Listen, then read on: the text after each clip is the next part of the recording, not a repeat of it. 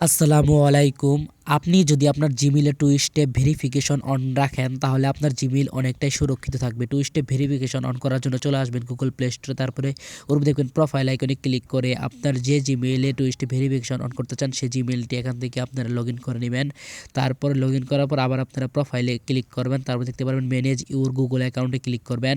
Manage your Google অ্যাকাউন্টে click করার পর আপনাদের সামনে এরকম ইন্টারফেস শো হবে। তারপরে আপনারা এখান থেকে সিকিউরিটি অ্যান্ড সাইন ইনে ক্লিক করবেন। তারপরে আপনারা দেখতে পারবেন হচ্ছে নিচে লেখা আছে টু স্টেপ ভেরিফিকেশন, তার নিচে লেখা আছে two step verification is off, তার মানে অফ আছে। চালু করার জন্য টু স্টেপ ভেরিফিকেশনের উপর ক্লিক করবেন।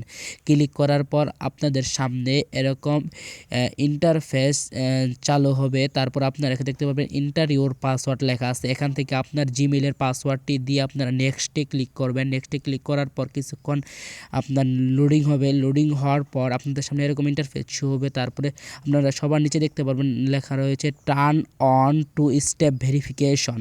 এখানে আপনারা সুন্দর করে ক্লিক করে দিবেন। ক্লিক করার পর আপনাদের সামনে এই যে এরকম ইন্টারফেস হবে। তারপরে আপনারা এখান থেকে ডানে ক্লিক করবেন। ডানে ক্লিক করার পরে কিন্তু আপনাদের টু স্টেপ ভেরিফিকেশনটি চালু হয়ে যাবে। দেখতে পারবেন এখানে হচ্ছে লেখা আছে এবার turn off two step verification, তার মানে আমারটা চালু হয়ে গেছে।